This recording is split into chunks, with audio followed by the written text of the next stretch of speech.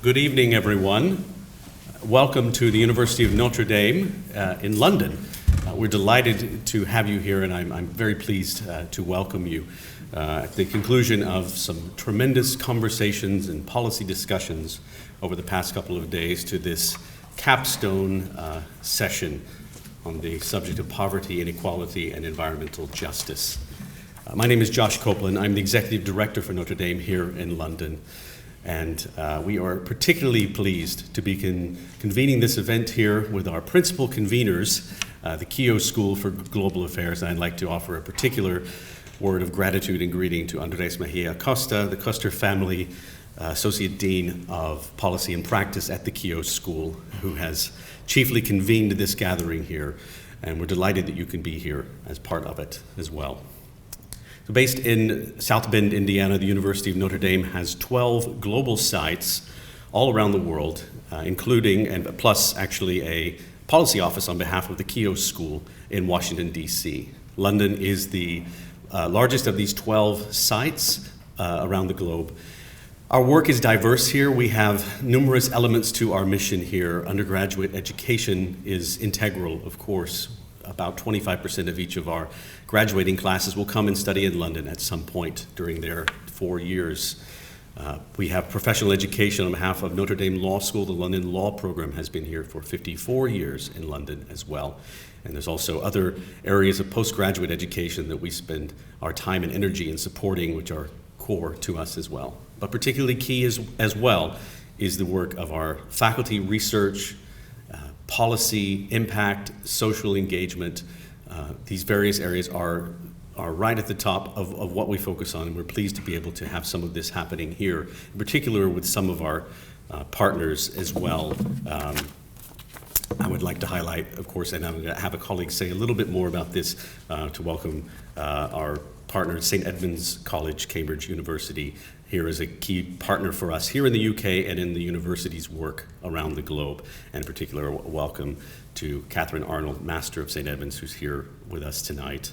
Also, a particular welcome to George Gray Molina of the UNDP, who will be speaking as well. To say a little bit more about the impact of our faculty research and scholarly work here and how important our partners are to that, I'd like to introduce our academic director, Vittorio Montemaggi, to say a few words. Thank you.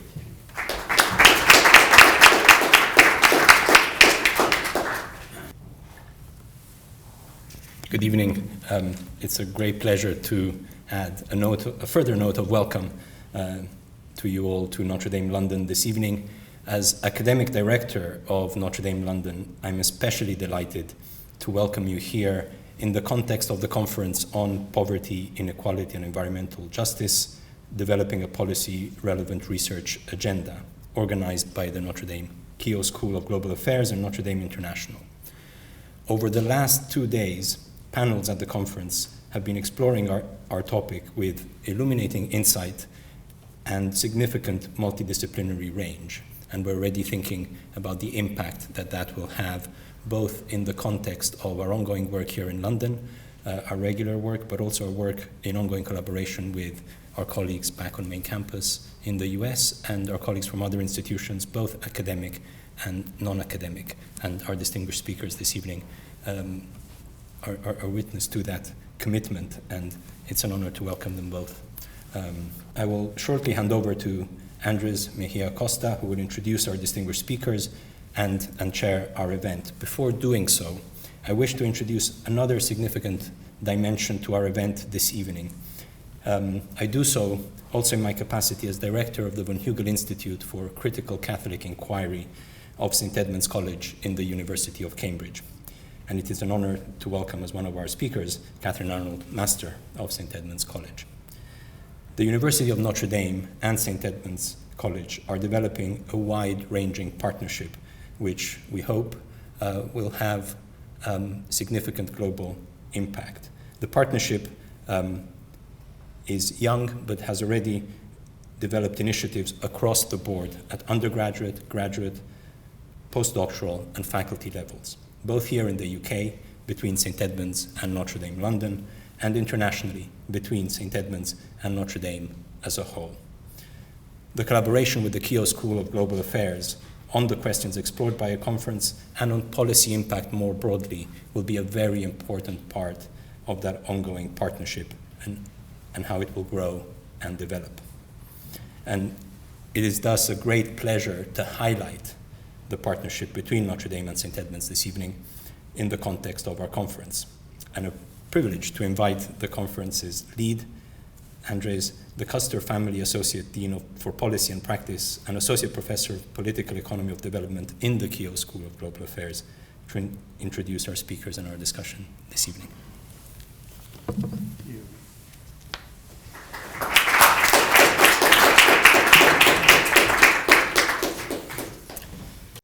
Thank you very much, Vittorio and Josh, for hosting this intense and productive conference for over past couple of days, and all the fantastic team of people that you have here at the London Gateway. We're really privileged to be able to rely on this resource and bring our research discussions from South Bend, Indiana, the colleagues at the Keough School who have come, many of them, to interact with several other friends and colleagues from different universities in London, Oxford, and Cambridge.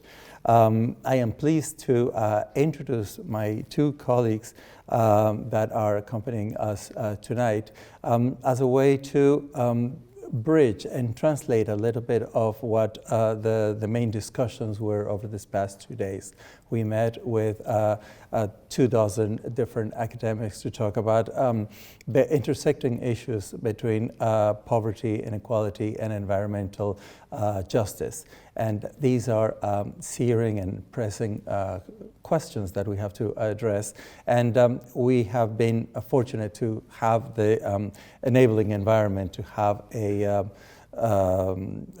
productive, but also to bridge this challenge of an interdisciplinary conversation, which not always comes as simple as it is.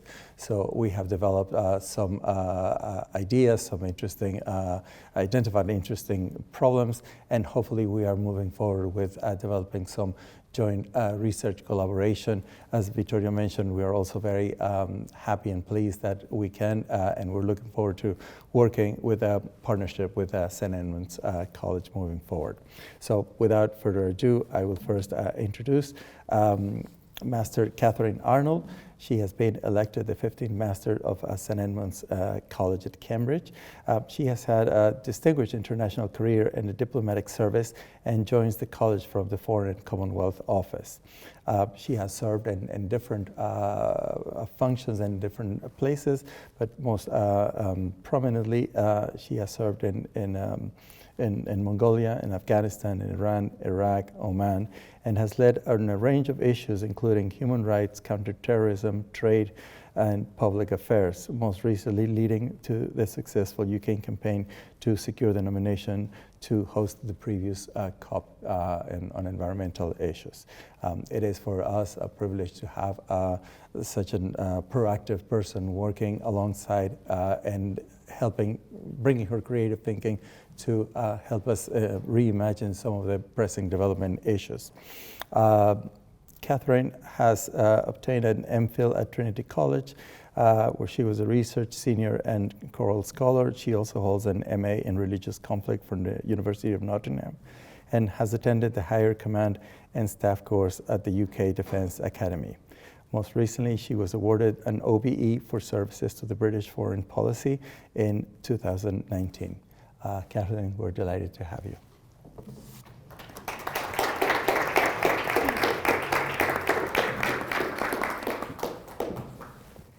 More photos were taken in 2015 than in the previous history of photography. That would be an extraordinary fact, except it isn't true. Well, not exactly. The author of this fact created it to make a point about the complexity of trying to reach approximate estimates in the absence of solid data. It does, however, illuminate a problem we are all grappling with, individually, as a society, and politically. The problem of human exchange in a globalized world that has topped 8 billion individuals. 8 billion individual people who aren't necessarily that keen on being approximately estimated, but would rather be acknowledged and understood. 8 billion people who, metaphorically, and often quite literally, want someone to react to their photo of cheesecake. Here are several challenges for us. There is the superficial, if incredibly important, challenge of the tools and means of 21st century communication. These range from the radical exposure of the individual to an often unintermediated public via social media, to the growing use and sophistication of deepfake technology, to algorithms that increasingly curate the way we think and feel about ourselves and about others. I call them superficial because sitting underneath this sound and fury reverberating through each of our lives every day is something more simple and more complex.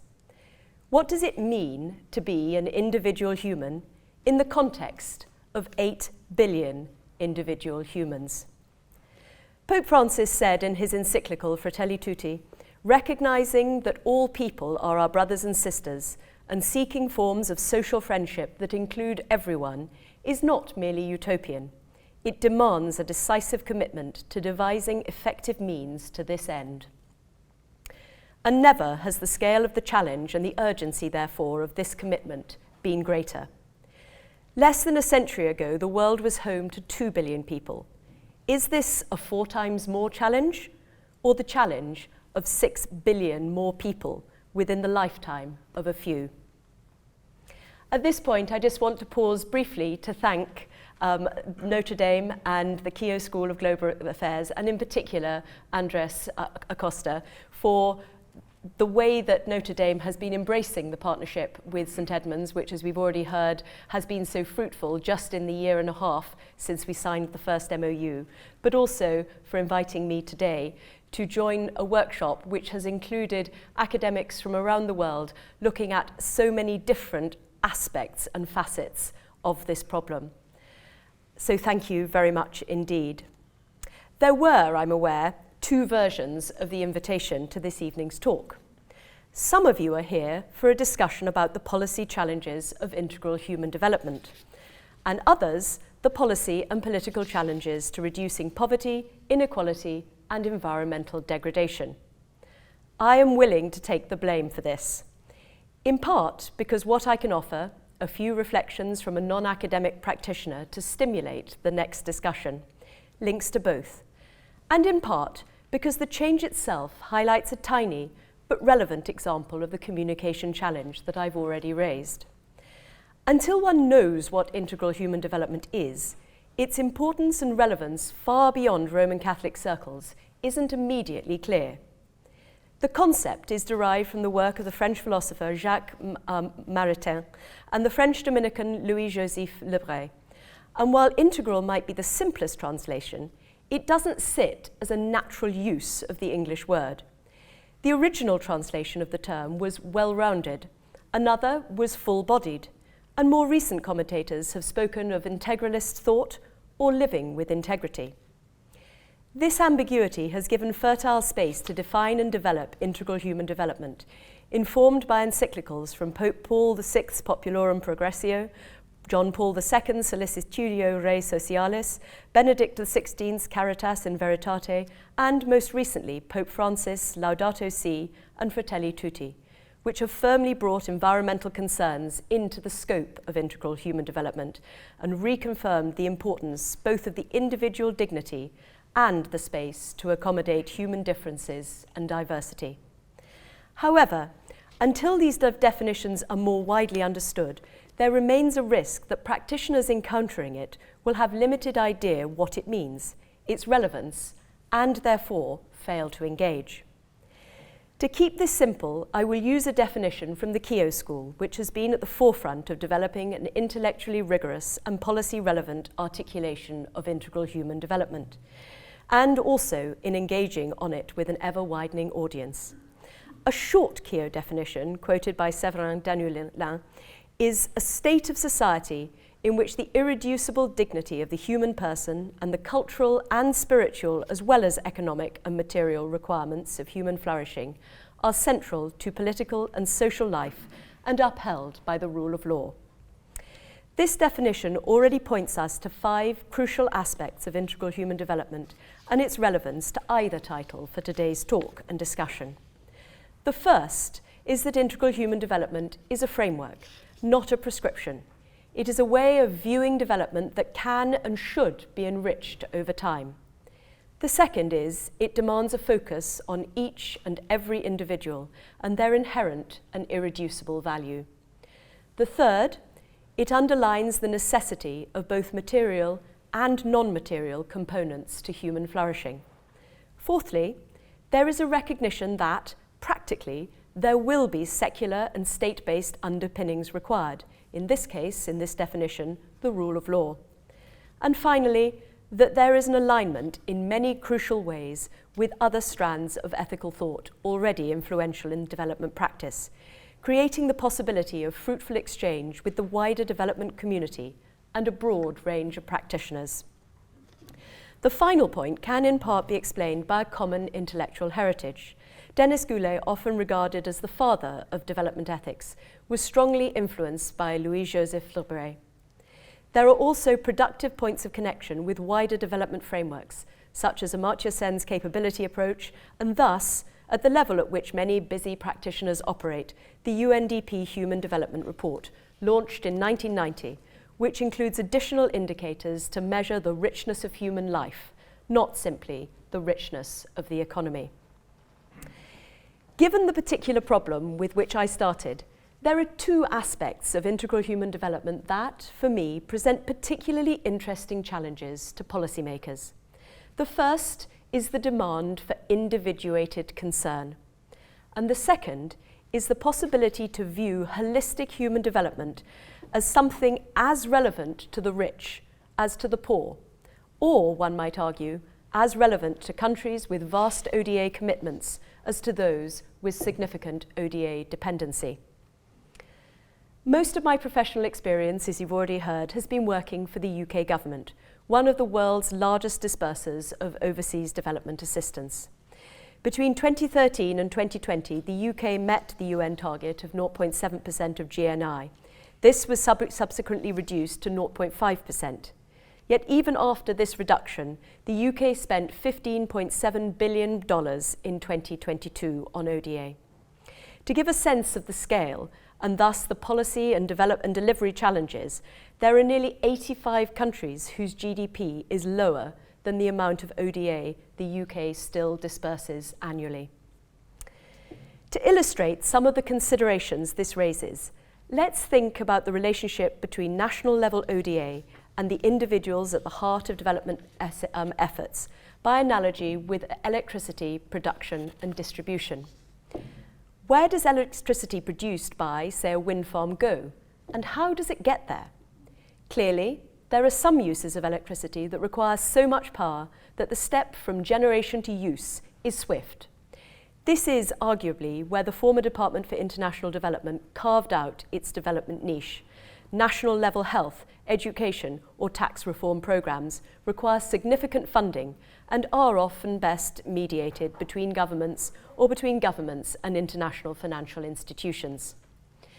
However, by the time our wind farm provides the electricity to boil a kettle or the light to read in a remote home, it has probably been through several transformers to bring it down to a voltage that is safe and useful for that household.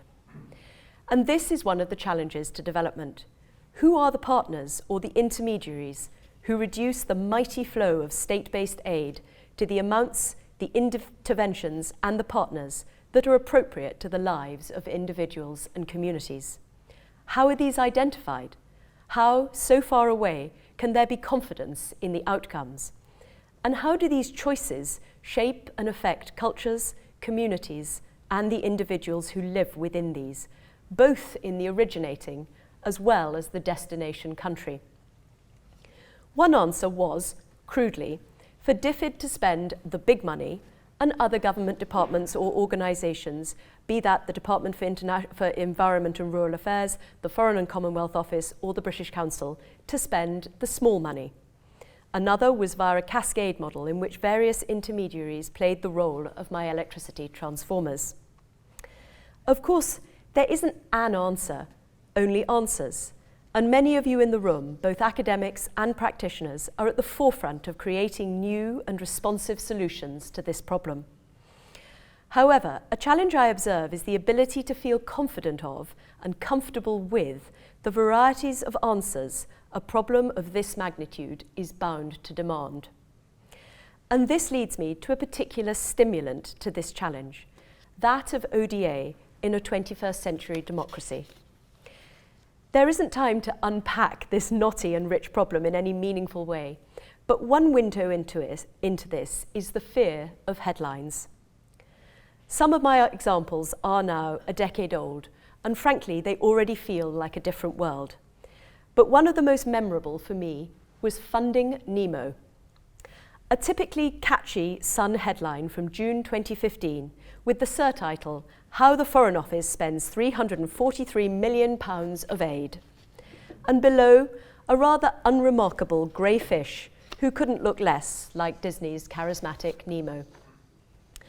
The focus of the article, then replayed across the media, was how the FCO spent its very small, as a percentage of UK total, ODA budget. It's worth noting at this point that the original article was part of an explicit campaign by The Sun to reduce UK aid spending in order to increase defence spending to 2%. Underneath Nemo was a picture of Lord Kitchener with the motto, "Forces, not farces." The Sun had trawled through the annual publicly released FCO data and found what it felt were the farces, one of which had been £3,400 spent by the embassy in Madagascar to support a project by the Zoological Society of London to find mates for a highly endangered coral fish. Now, it's fair to say that I know nothing about Madagascan coral fish, nor this particular project. But from my experience working with ZSL, and an innate personal love of the natural world, but also as a UK taxpayer, I remember at the time thinking that it was quite conceivable that this was a truly excellent, if indubitably niche, use of UK development assistance. What was a shock to me in my then naivety were the impacts that this story had. It strengthened cross-Whitehall debates about which departments really knew how to handle ODA.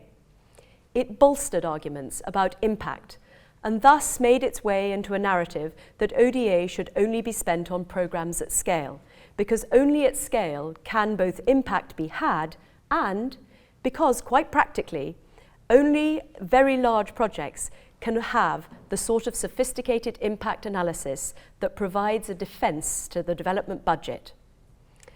And it therefore influenced how the FCO spent its ODA. Not long after, there were significant cuts in the sort of smaller discretionary budgets that had funded Nemo. Now, what I'm not saying is that any of this was necessarily wrong. Nemo could have been funded by a large programme with ZSL looking at the wider Madagascan coral ecosystem, or even a programme that looked at coral ecosystems and their impact on healthy fish stocks globally. That might well have been a better way of solving the transformer problem than using the embassy and doling out ODA in £3,400 units. Equally, perhaps Nemo wasn't a legitimate use of taxpayers' money. I don't know how essential Nemo was to the ecosystem or the livelihoods of Madagascan fishermen, nor how much cultural value Madagascans placed on Nemo kind, nor indeed how much a British taxpayer should care. There is a case to be made that public ODA and private philanthropy should be differentiated. The real lesson for me of this story was, however, that no one was given the chance to make a case for having funded Nemo, in part because it was presumed that the case could not be made through any communication channels available and to a nation in which many were already sceptical about the level of UK ODA spend. The risks were real, and a response was necessary. But I'll be honest, Nemo really bothered me. I wanted to be part of a country that could, in principle, care about Nemo and think that £3,400 was well spent. What was so clever about the Sun's campaign was it used examples and sums of money that anyone could relate to and have an opinion on. To most of us, even those of us who deal in issues at scale, £100 million has a transcendent meaning, not a practical one. But £3,400? There's no one in the UK who doesn't know what that would mean for them. Perhaps what I found vexing also was that I wasn't wholly convinced that I did live in a country where I was alone in thinking there could have been a case for Nemo. Nor was it clear that the FCO's tiny discretionary budgets were less valuable than DFID's multi-million-pound programmes. They were profoundly different, but there was a case for both, and an argument to be made for a capacious UK development response that was more effective for recognising that. What was clear were the challenges of public engagement and the paradox that most of what we do is ultimately about specifics. And yet those growing millions of specifics whose flourishing is the purpose of ODA, the life changed by going to school, the ecosystem once more teeming with life, include unprepossessing grey fish and people we'd never choose to hang out with, each of whom risk provoking a more vigorous response than the generic, unreal abstracts of educational reform programmes or ecosystems services. In the midst of this hurly-burly, the sometimes overwhelming noise, volume and complexity, we need ethical frameworks such as integral human development that are simultaneously simple and sophisticated. They keep us focused on things that really matter, ever live to the spectre of rigidity. And they help us recall that development is something we all need to participate in our institutions, political systems, societies, and as individual practitioners, voters, or taxpayers. Not something that solely happens to others.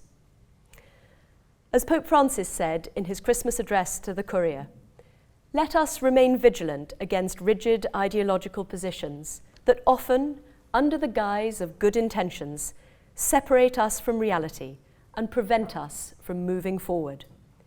Let us always keep journeying forward with humility and wonder, lest we fall into the presumption of thinking we've arrived.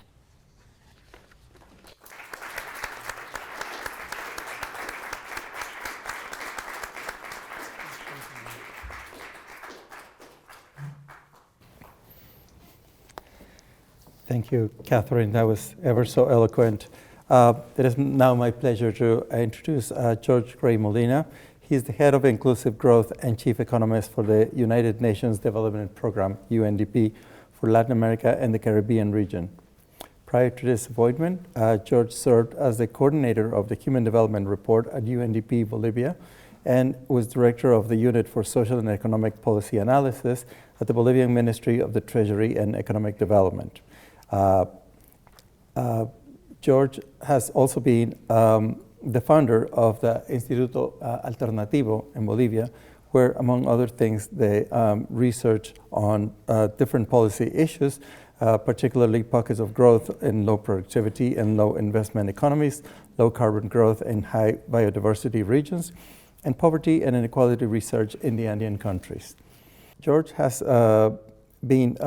had a series of affiliations, including the Oxford Center for Research on Inequality, Ethnicity, and he has also served as a partner Oxford Research on Inequality, Ethnicity, and Human Security, and as a member of the Inter-American Dialogue in Washington, D.C. Dr. Molina has a DPhil from the University of Oxford in Politics and an MPP from Harvard's Kennedy School of Government in Public Policy, and a BA from Cornell University in Economics and Anthropology. George, I'm very pleased to have you here. Thank you for accepting our invitation.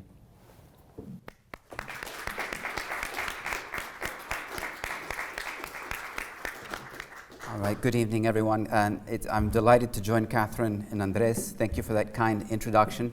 I'm going to do sort of the generational thing. I'm going to talk about myself for a minute. I'm a policy wonk, I'm a technocrat, but I'm also a failed politician. So I'm coming from this, I'm an authority on policy, of course, because of these things. So I want to talk about lessons from failure, from absence of success, from getting it wrong, and that's what I want to share. But being able to get to that, I have to talk a little bit about where I'm coming from. I was born in 1968. I went to college in the late 1980s and to postgraduate school in the early 1990s. That's about 25, almost 30 years ago, and the debate was very different back then. There's many things that have changed since then. First of all, we did our homework in typewriters, no computers, no internet, no email, no iPhone. I took my summer abroad and I joined the Nicaraguan Revolution in 1989 with the youth Sandinista, the Sandinista youth, for 3 months. That disabused me of a certain variety of socialism. But we learned a few things in that era that I think perhaps we have lost, and I'll talk about that a little. When I was at college, at university, I thought that I could become sort of a Renaissance man. So I studied anthropology, but anthropology wasn't enough, so economics, and I got really into econometrics and statistics. And then that wasn't enough, so I started to study politics and philosophy. And I had classes with John Rawls at Harvard, and I learned about the theory of justice and about normative discussions. But the truth is, anthropology, economics, politics weren't enough. And I think many of the things that I've learned have to do with the roles that I've been able to play in the policy debate. So I've had a role as a policymaker. I worked at the Ministry of Finance. I worked at the Ministry of the Presidency twice with 2 failed presidents, so I learned a lot from that. A couple of coups d'etats in the middle. I've also been a policy researcher at Harvard, at Princeton, at Oxford, at many places. And I've learned a little bit about, how to do research and how to be successful in that world.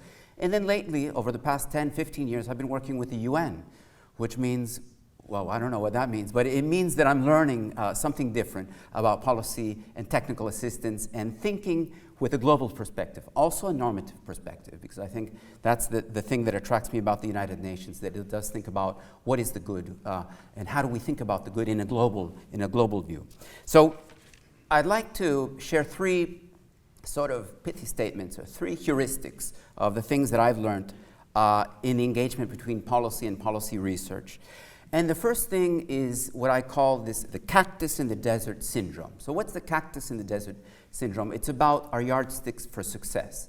And many times when we're looking at a best practice, a good practice, a success story, we're actually seeing something that's adapted to a system that might be malfunctioning. So a business that's successful in places in which there's informal sector and poorly paid wages and with extractive bureaucrats and with fossil fuel extraction and so on, that can't be a success. That's an adaptation to a system that exists. It's a cactus in the desert. And many of us in the development industry are just searching to make a better cactus out of the various cactuses in the desert that we find, when we probably should be thinking about a different yardstick, which is thinking about the systems that we need to change. Not the cactus, but the desert. How do we green the desert? How do we create an oasis in which we can have other flowers and other animals and think about a new fauna and flora emerging from a systemic change? So we often don't do that. Why? Because we yardstick with the present. We think about GDP today, about income today, about jobs today. But perhaps we need to start thinking about the future. So one of the things that my generation debated for 20 or 30 years was the role of the market and the role of the state. And we did it too much. Hundreds of hours and seminars like we had today about the Washington consensus, whether it should be the Beijing consensus or the Copenhagen consensus. Too much consensus. And it was a lot of rubbish, but it was 20 years of that.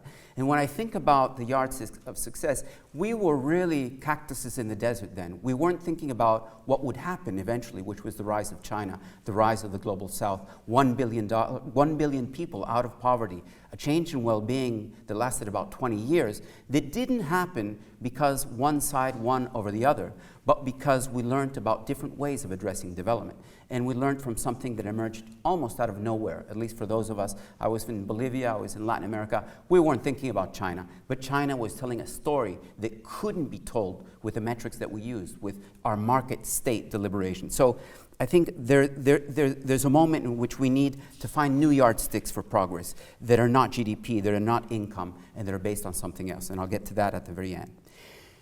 The second thing that we learned, and I learned more as a policymaker, as an anthropologist, an economist, a political scientist, is this division that happened maybe 100 years ago in the social sciences, which is the debate between explaining something and understanding something. And that debate, which is an old debate, has been won over by the professionalization of many of our disciplines. So we focus a lot on explanation, determinants of, a regression, a dependent variable, independent variables. That explanatory model has won over the debate about 100 years ago. But there's a whole industry, if you look back through the decades, of a different way of talking about these things, from history, from ethnography, from journalism, that thinks about the hermeneutics, about the meaning, the understanding that people have of what's happening through the policy discussion. So it's not just about a tax or a subsidy, it's about how people feel about the legitimacy of the government while they're having to pay a tax or a subsidy that they feel is unfair. And that meaning, those values, is something that we've missed out of in a lot of our scholarship. Now, what I found is that politicians, on the other hand, are very acute, have an acute understanding of this hermeneutic tradition. They wouldn't call it that. It's just about messaging, it's about polling, it's about understanding what people on the street are saying, but it's a way of communicating that we've lost a lot in academia. So I think bridging those two, this understanding tradition and this hermeneutic the explanatory and the understanding and the meaning of things, which is sort of a bridge between maybe economics and anthropology and history and journalism, is something that I find to be very, very valuable. And I think it's part of the agenda looking forward as we think about poverty and inequality and climate change. We need to start to engage with what people on the street are thinking about, how they feel about it, because we know a lot of the policies that are needed, frankly. We know that every asset, every issue, everything in this room is mispriced. We know that the value of everything is mispriced because there's no carbon pricing equivalent to what it should be. We're not reflecting the material footprint of water or of electricity or of carbon on all of the goods and all of the services we provide. We will someday in 20, 30, 40, 50 years. And when we do that, we'll be talking about the water content of this beautiful desk. And we'll understand that it takes, half of a stream to create the materials to put the compression together. So unless we create a technology that is resistant to that adapts to austere conditions of water and carbon, we won't be able to thrive. We will thrive, I believe, but I think these kinds of issues need to be confronted with how people give meaning to what they value.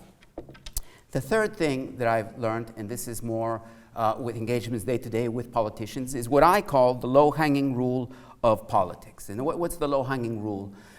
Low-hanging fruit rule of politics. It's basically politicians get away with the low-hanging part. That's it. They never get to the high-hanging fruit. It's always the low-hanging fruit. But why, and what is the implication of that? It means that as we move with the SDG agenda, the Sustainable Development Goals, as we move forward with the Paris Agreement, we're always able to do small incremental changes. But when we hit a fiscal barrier, when we hit an institutional barrier, a political barrier, or social norms, we stop, or politicians stop, and they leave that discussion for another day. Now, researchers, we can't stop. We have to think about the different levels at which policy engages us. So social norms is part of the discussion, and that's why you'll find some of the most interesting books written about development in the past 30 years always end with a chapter after 400 pages of interesting modeling. They end with a little paragraph at the very end that says, but we need to change social norms, that very end bit. And that's actually about values and about people. But 400 pages are about something else. But they say, but it's actually, we haven't been able to change how people behave. And that's why we can't change this. And I think we need to start to write our book with that last page. Let's think about the social norms, the behavior, the agency.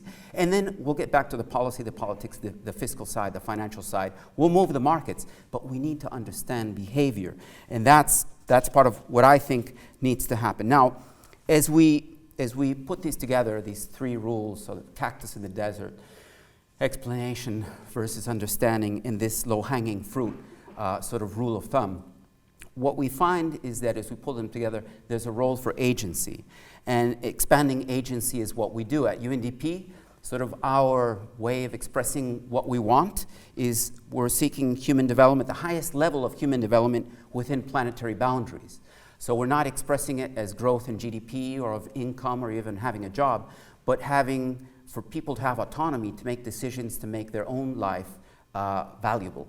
And that's an abstract statement. It comes from Amartya Sen, but it's joined by the recent discussion on climate change. So we think normatively about development as a space in which human rights are the floor, because nothing below that floor can be development. But planetary rights regarding climate change is the ceiling. Within that space, development is possible. We can do all kinds of experimentation, but development doesn't exist outside of those two thresholds, either of human rights or of climate change. So I think when we think about that agency, it brings us back to the role that we play as policymakers or not. Now, as private citizens, we have our own conception of the good. I like certain things and I dislike certain things acutely. But as policymakers, we need to be able to understand the conception of the good of people who disagree with us. So we need not only to understand them, we need to defend their right to disagree with us. And that is missing in the equation today, with polarization and with cultural wars and with a lack of putting ourselves in other shoes and thinking about what is it that makes the polity go round. The conceptions of the good will have to be battled out with a rational way of moving forward, which is thinking about what are the means of agreeing to disagree. Creating a rights-based view of development is one way of looking at it, but it's also about being incremental on the way that we think about our goods. 30 years ago, I studied anthropology because I wanted to understand the differences in my own society, 35 different ethnic groups in a small country, Bolivia, 11 million population. So I studied anthropology because I needed to learn Quechua, I needed to learn Aymara, to understand what was going on in a society that was colonial and based on Spanish colonialism. But over the years, over the past 30 years, and I've been traveling around the world in Africa and Asia and also in Latin America, I've started to find that anthropology is also leading me to think about what is common to all of humanity and to the core human necessities and aspirations and beliefs.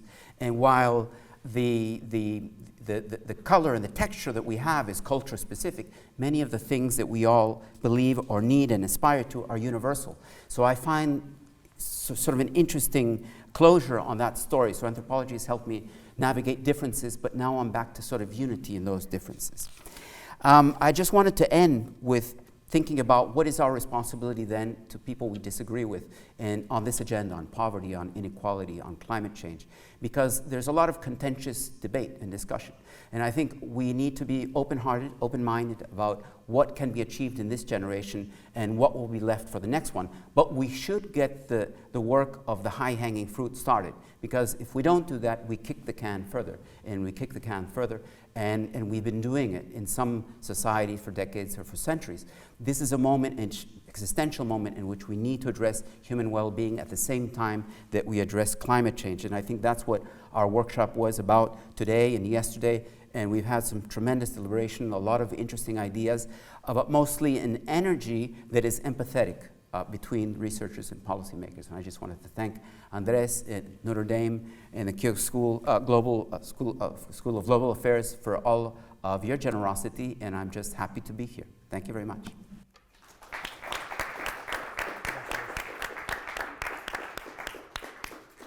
Thank you very much to my two colleagues for very refreshing comments. And it's, I must say from this position how coming back to a human-centered approach is both humbling and empowering at the same time.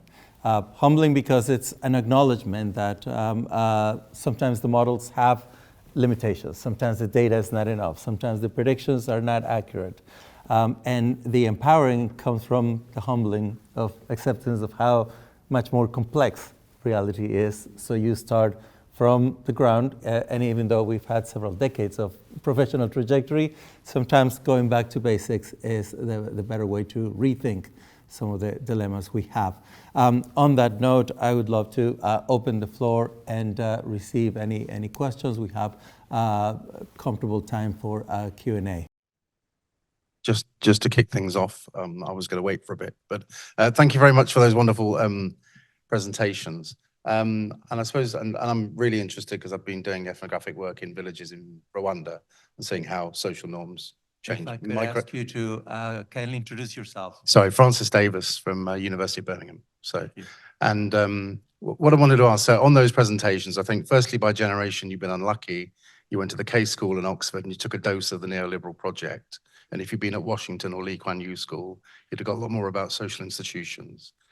And I think also a lot more about the Durkheimian tradition, which would put social norms, chains of memories and habits back in. And I think that's what's missing from the debate in general, but particularly from the Catholic commentaries on everything that's been written about integral human development.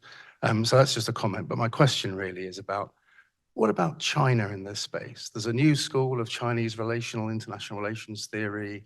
China's dragged great big chunks of South America out of poverty, great big chunks of Africa out of poverty, and the Lord knows how many people back home out of poverty in one hit.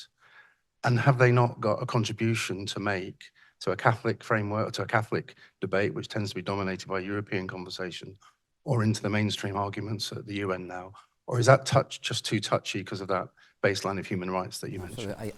Thank you so much. I get the easy question. I think on China, I mean, there's many ways to look at this. I think one of the things that it's a privilege for me at the UN to be able to engage with Chinese authorities and also with Chinese counterparts in a way that's as open as it can be. And that has created a different way of looking at the way that they articulate their goals and also passing on messages about things that we believe are not within the values of the UN system, how we perceive how things are emerging. But I do think that there is a lot of also soul-searching happening within China, within society, within the economy, about some of the limitations of their own model. Tremendous success on certain fronts, jobs and incomes and GDP and so on, export-oriented economy, but with a lot of cost. Now, this is nothing new to any country in the world. Any boom will have all kinds of detrimental effects. I think the interesting thing that I see in the Chinese is a discussion about then how to remedy, how to think about that, and what are the implications then for the rest of the world. And I think that conversation is starting. The Road and Belt initiatives, some of the issues that you just mentioned, have to do with the locked-in effects of 10 or 15 years ago, a slow process. So decisions from 10 or 15 years ago are catching up right now. I think this generation of Chinese policymakers is starting to look at deep decarbonization, circular economies, a reduction in poverty and inequality, and starting to think about citizen participation in ways that perhaps we haven't seen in the past. Not to say that it fits the mold of the Western liberal democratic tradition, it does not, but it has given us some lessons about how to think about diverse trajectories within those thresholds that I mentioned, which are the UN normative position on human rights and on climate change. And I think that's the beginning of a conversation that will be fruitful and interesting. I'm not a China expert, so I wouldn't be able to say more about that, but I think there is something interesting happening in that regard. So I, too, am not a China expert, so I'm not going to attempt to answer the question in too much detail, but I'm going to reflect briefly on an organisation I do some work with called Faith Invest, founded by somebody called Martin Palmer, who is perhaps unusually a leading expert both in Augustinian theology and in China, was principally a sinologist, and he's spent a huge amount of his career working in and with China. And the role of Faith Invest, very simply, just so that I explain what it does, is it works with faith groups to help them to align their financial and broader assets with their own ethic. Because what you often see is faith groups with tremendously large investments. I can't actually remember the figure, but I think one of the, and it, like we had a conversation about data earlier, getting good data in certain spaces is very hard, but I believe that one of the figures that they drew together was that faith communities around the world own about $4.3 trillion worth of assets.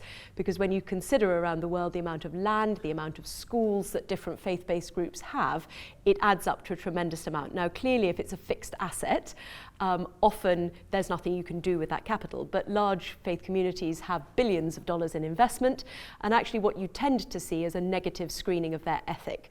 Maybe they don't wish it to be invested in funds ones that are involved in the arms trade, or maybe they don't want to be involved in tobacco.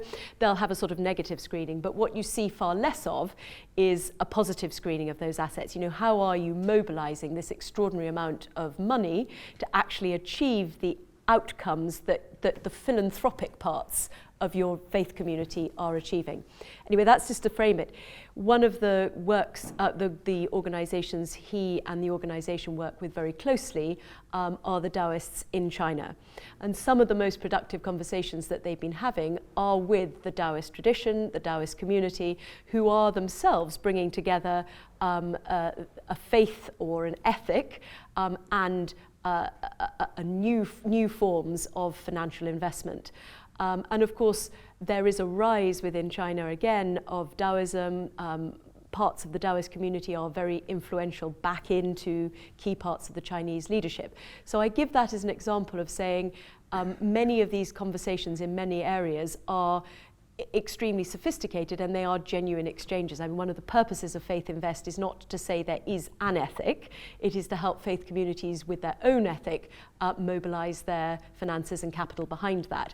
But nonetheless, it has the ability to bring together a very strong focus with the Dicastery of Integral Human Development, for example, and the Taoist community, and has therefore that opportunity to bridge what might otherwise seem occasionally to be divides. Hi, Fabio Petito. I'm Professor of Religion and International Affairs at University of Sussex. I was really intrigued by the question you raised about China and integral human development. And I actually was thinking that, and I don't know if there has been any research done at the Keough School, which I know is one of the places where integral human development is most taught. But my guess is that actually the issue of integral human development, the framework, could be a very good way of engaging in China, which is much more open. I mean, here I'm talking about the Chinese Communist Party, so the Chinese government, to talk about development rather than human rights, which is not a good agenda to engage with China because it's seen as imperialistic interference and Western-oriented. But the idea of a broader conception of development, I think, can be an opening with China. Now, the interesting thing, however, is that the idea of integral human development implies also a non-material understanding of development. So the issue of religious and religious freedom, which is, of course, a no zone for the Chinese Communist Party. But I don't know whether the Dicastery of Integral Human Development, the Holy See, has been thinking about that. But I really think there is something here very interesting, which could be intellectually first explored and possibly follow up in a political kind of way. Hi, my name's Victoria. I'm from City. I study LLM in public international law, so this is kind of a bit out of my zone. So forgive me if the question is clumsily posed, but so I'm interested in climate change and environmental justice because there's been a lot of legal work and political work that has talked about how there's been a neglect of indigenous people because they do bear some of the repercussions of climate change. We've seen it in parts of Latin America. I've seen it in parts of Mexico and in North America, Australia. It goes on. So I guess my question is how can international communities like the UN or state governments do a better job in addressing those issues of indigenous communities bearing the effects of of climate change? And so what can global policy look like in an ideal world where we do address these issues? No, thank you so much for that question. I think that was perfectly posed. There's the short answer and the long answer. The short answer is that there is a forum for indigenous peoples that focuses on climate change at the UN as we speak. So it's a continuous forum. So that's happening. That doesn't mean that they've solved the problem, but there's a fora within the largest intergovernmental process on that. But more substantively, I think what what you're threading is that there's been an evolution about what the claims on climate change are about. Are they about individual claims? Are they about collective? Are they about the planet? Are they about future generations? So I think the indigenous peoples discussion is very interesting because they brought that to the fore 20, 30, or 40 years ago with the idea of collective group rights, on rights that have to do with development, with resources, and so on. So I think there is law from which we've learned from, but also there's a normative perspective from which we can also learn from. I come from a country that has a lot of interesting plurinational discussion. Sometimes it's our only obsession. We only talk about that. Other countries talk about sports. In Bolivia, we talk about ethnic politics. It's too much, but it's important for us to also understand that that's where people gain significance and value from. That's where their identity comes from. And that's what's a driving force and makes things happen. So I see that as a dynamo for progress, not just for looking at the past, but for thinking about the future. And I do think that's where we need to go. We need to continue to think about collective forms, including indigenous customary law, including ways in which self-government works, and learning about traditions and customs that have been used successfully in the Amazon, in the Congo Basin, in wherever we see indigenous practice. So the language isn't right in the example I'm going to give you, but I think the concept is the same. And I'm going to use an example of some of the complexity of this by being a little bit more specific and thinking about a project that the UK supported in Mongolia. Now, the group that I'm talking about were part of the ethnic majority in Mongolia, but they were still living traditional herder lifestyles. And basically what we had was, or what they had was a classic development challenge. You had traditional practices which they wished to be able to maintain. You had challenges of access to a market, and in this particular case, it was either a meat market or it was going to increasingly be a cashmere market. And then you had the challenge of how you could create an environment that was sustainable in the context of very, very profound changes within the ecosystems of the steppe grassland of Mongolia as a consequence of climate change. And without going into far too much technical detail, technically the answer was exceptionally neat, I think, but there was a problem to it, and it goes back to some of the things that we were discussing earlier. Is in order to construct something that worked both for the herder communities and for the growing economy of Mongolia, we needed to work with them to dock into something that created value within the international system. And the answer that we were working with the University of Leicester, and I can't remember who the other provider was, but another provider on this project, the answer was the international carbon credit market. And therefore, anyone who knows anything about this will realize where the problem is coming from. But what there were many examples of was how you access that market through forest sequestration, because mapping the carbon sequestration benefits in a forest environment is relatively simple. But what no one had ever done before is actually map the carbon sequestration benefits of a healthy grassland. So effectively, this is what the University of Leicester did, working with herders. The consequence was that the herders would have a more traditional set of livestock, which would mean it wasn't massively prioritizing goats, which anyone who knows about goats, they're bad for grassland, but they're very remunerative, particularly when they're Mongolian cashmere goats. And you offset the decrease in access to the cashmere market by the new access to the carbon credit market. But this took years to develop.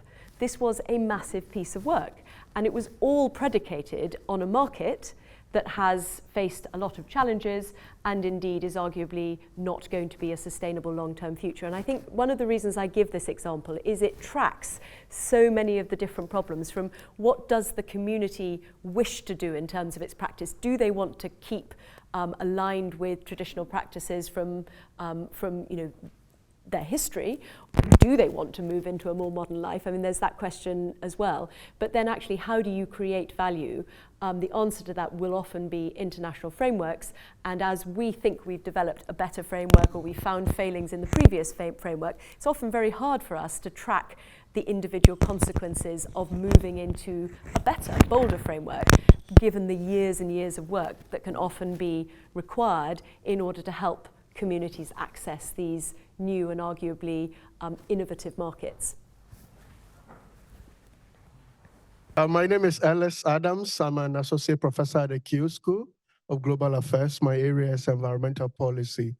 So the first question to both of you is, from your vantage point, perhaps especially George, working at the UN, what you see as the biggest blind spots of academics? I think it's gotten to a point where, personally myself, I get very frustrated by how much we know that we don't use, and sort of get on the engine of producing more knowledge as opposed to using the knowledge we've already accumulated, right?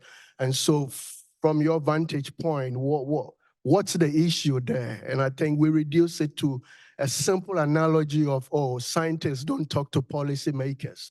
But I think it's more sophisticated than that, right?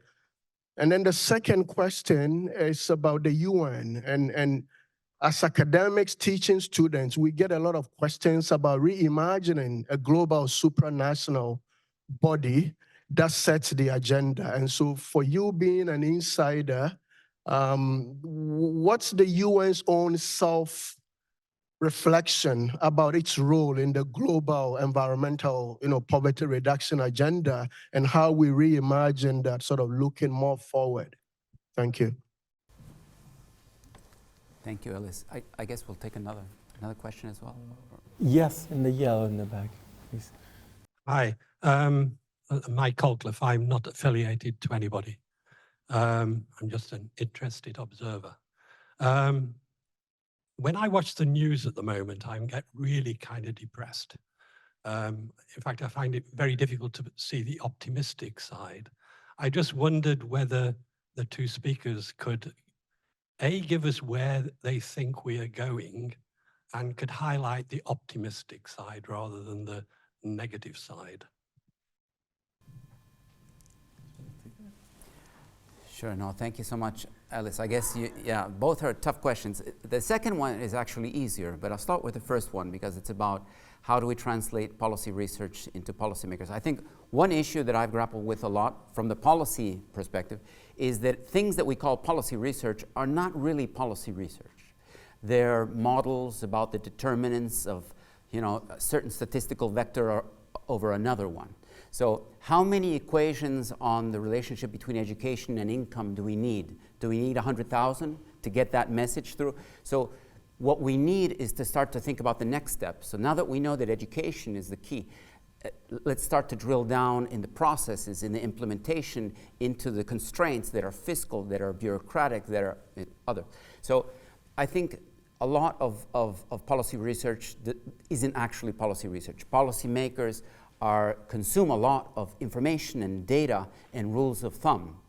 And that's where the gray zone is. How do you create rules of thumb with missing information and urgency, because you've only got 72 hours to position yourself at the G20. And if you don't take a position, someone else will. So that's how. So I think there's some things that we need to learn in terms of being nimble on the policy research side and communicating with policymakers on that. Now, the second thing I'd like to say about that is that we should not take policymakers and politicians at their word. Never. We should define what the problems we think are happening, because they will define the problem that they think their constituents or their political party or their persuasion is. As researchers, we need to stand 2 or 3 feet away and say, no, the problem definition is this, actually. Thank you for communicating what you see as the problem, and but let's tease out this. So we also have to have independence on defining the problem. So I think that's the second thing. On the UN, what's the self-perception? There's actually 2 UNs, right? There's the UN mandated by the General Assembly and the body. The Security Council is that UN. And how many decisions has the Security Council taken in the past 30 years? None. So that's one UN, and that's real. Why? Because there are 15 members, there's 5 permanent members, there's veto powers. That's how real world politics happens. There's the other UN, which there's 20 agencies, development agencies, human rights agencies, gender, environmental. And we work with a mandate to focus on certain technical issues, and we work with states to do that. So we have a normative position, but we also have an interaction with those. So I think coming from UNDP, which is the largest UN agency on the earth, what do we see as our value added? We see it at being in places in which other people don't want to be. So we are right now, we have the boots on the ground in Ukraine, in Gaza, in Syria, in Afghanistan. No one wants to be there right now, but we're there. So that doesn't mean that we're successful at what we're doing, but we have hundreds of colleagues that are trying to do the best they can, procuring food and water and solidarity and some of the key, defending some of the key values that we think are important. Now, we're also bloated, and we know that we're a bloated machine as well. So we need to start to rethink what the role is of the UN into the 21st century and thinking about climate change and displacement and poverty. There's going to be something different happening. It's not the good old development industry of the past.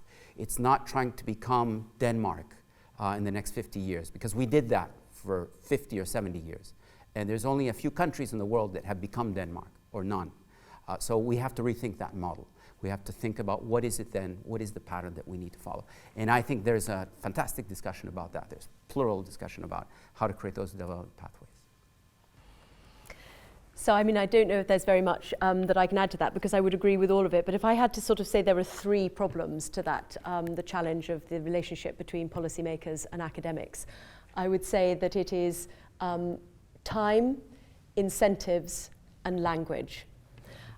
Time is self-evident. We're all exceptionally time poor, and that's where incentives come in.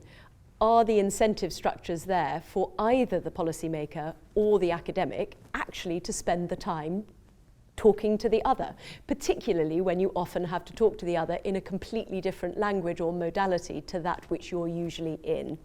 And I think too often the answer is no. Coming in and doing a secondment in the Foreign Office research analyst, for example, often not great for your academic career. Fantastic for the Foreign Office, but often not great for your academic career. Spending too much time in universities, going to seminars like today's, fantastically enriching as somebody in the Foreign Office, but that's a day out of your very, very busy week that you're never going to get back again. And what do you have to show for it? And I think that's one of the things that it's really important that we try to look at, is how do we create the incentive structures to enable people to find time. And I think that's why we then get back to the language problem. And it is why in many places like London, Washington, etc., you have so many think tanks, because they are set up in a way to create the node of access between research and policy. And sometimes I think they get tarred with a very unfair brush. Policymakers think they're not really policymakers, and academics think they're not really academics. But actually, the function that they serve is so important, precisely because they understand how both parties operate. I just wanted to address the issue of optimism, because I do think that there are some interesting threads also on that, and they have to do with an outlook. I think we've gone through a very rough period, the pandemic, the wars, the conflict.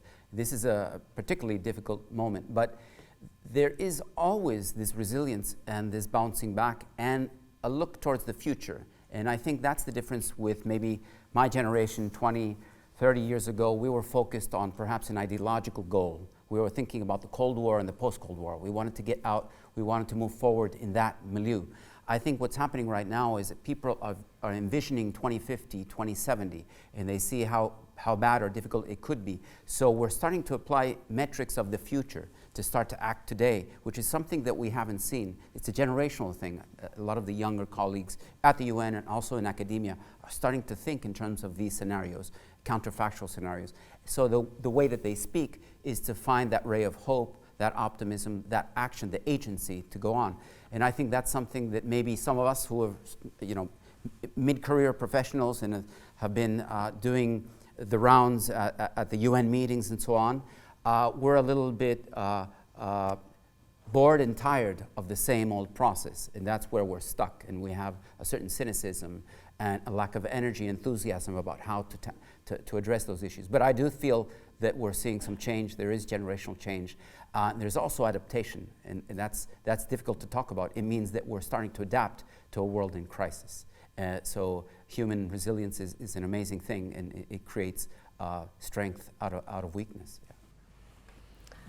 I mean, I think the challenge with being Panglossian or seeking to find the rays of hope where they are, particularly given some of the crises that the world is facing at the moment, can sound as if you're inadvertently seeking to downplay what are unequivocally crises that we need to both attend to, be mindful of, and do what we can to resolve positively.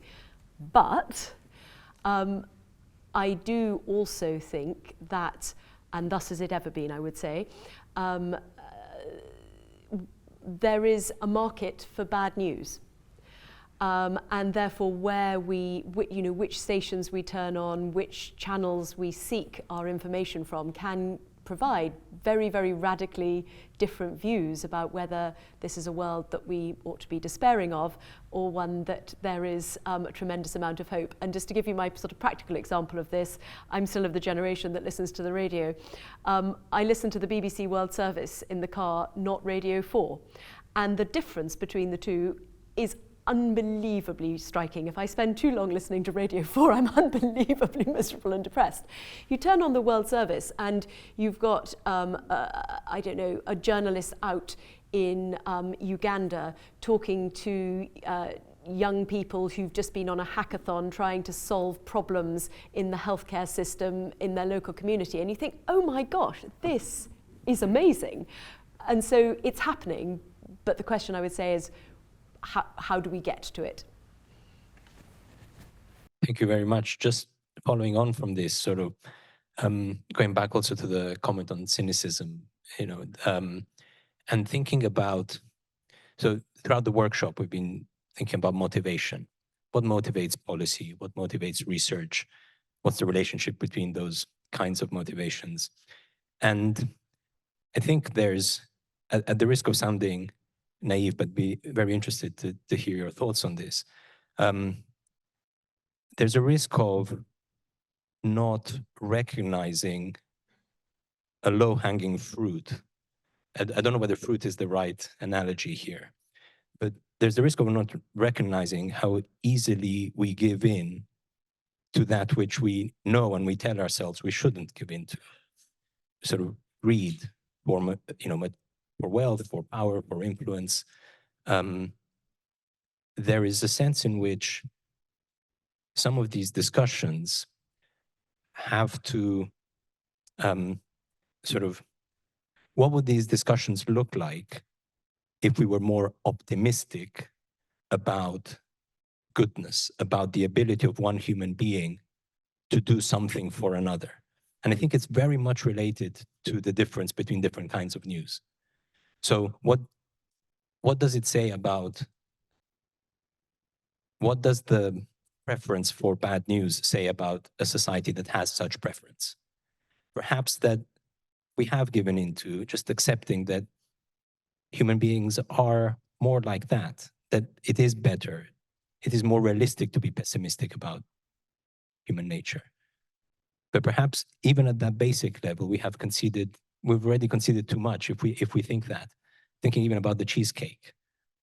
So I want my cheesecake to be recognized on social media.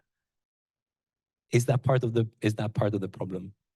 Is that what gets in the way of doing at a broader level some of the important work we know we need to do to improve with respect to inequality, etc. So again, apologies if some of this is naive, but I'd be very interested, given the discussion was going in these directions, sort of to push it a bit and to see what your thoughts are on this. I mean, you're presuming that your cheesecake isn't worthy of being viewed. Sorry, I'm being flippant, Vittorio. And I mean, I do think, I mean, gosh, it's a massive question, and we're not going to get to the answer today, but I do think it is that endless question of, is the glass half full or is the glass half empty? And I'm often struck in conversations around development in particular at the fact that quite naturally it's often problem-focused first and opportunity-focused second, rather than opportunity-focused first and problem-focused second. And just two small examples. When I first went to Mongolia, I was aware that it was the first time I'd been in an embassy that was very heavily trade-focused. I'd always been in political or development postings previously, and I wasn't so sure that I was going to like that. And I loved it, because the difference was opportunity first, problem second, not problem first, opportunity second. I mean, it created the space to be so creative, and it created a positivity that was, in the end, self-fulfilling. There is the classic line, perception informs reality. I think, that I am giving, again, a slightly flippant answer, but I also think, again, one of the questions that we were beginning to nose towards at the end of today's session is, what is the good and where lies value? And we were beginning to talk about social mobility and the challenges around what that might even mean in its most capacious sense. And again, this is emphatically not my area of any expertise, academic or other, but I was very struck by a conversation I was having with one of the academics at St Edmund's College recently, who focuses on housing and in particular concepts of homelessness. And I was fascinated. Cambridgeshire is the UK's most unequal county, in part driven by Silicon Fen and the billion-plus unicorn often businesses around the University of Cambridge, and then areas of the Fenland where the economy has moved on and communities have not been able to access new economies. And she does quite a lot of work in one of the most socially deprived towns. And it was a very passing conversation. This was not academic research that was being given to me. But she said one of the challenges to helping social mobility within that community is the very, very high social capital that people have. In order to access university opportunities, they need to leave home, and quite often they don't want to. Is that a bad, or is that actually an unrecognized good? Now, I'm not seeking to answer it, but I think quite often, one of the nuances and sophistications that could be built into models is actually, where does the good really lie and what do we mean? And I think you see examples of that classic happiness index in Bhutan, but I think there are examples out there. I know you were talking about it more on Monday and I missed it, but I do think it's very important to factor in those wider goods as well. Just briefly, I was thinking about something that happened in my own country, a very polarized moment in which the recognition of indigenous peoples' rights, and the right to transportation. So there was a change in policy, and there was if you've been to La Paz, there's like a subway car in the sky that transports 200,000 people. And when that was created, it was created also with an affirmative action policy to allow different types of ethnicity, different peoples to be polite to each other inside the subway cars, if you will. And there was a culture created around that politeness that has become a new social norm for La Paz. So in the past, there would be segregation, certain people in this car, certain people in that car. Now we're starting to see the creation of a new norm. So I think part of these things can also be created by behavioral nudges, but always with a vision to integrate, to create a space that's safe, in this case, polite. But what was happening is politeness was an excuse for equality. It was recognizing equal dignity of all people. That's what it was about. But the politeness issue really caught on. So we still have that. Great. Thank you very much. It's been a fantastic conversation, and I took George's point of the power of listening, and I have been quiet listening to this conversation and enjoying, really. There's nothing more empowering that to hear a collective, a community of people just voice some of the questions one has and some of the answers one would like to find. I'll just offer a brief comment and reflection before we break for the reception.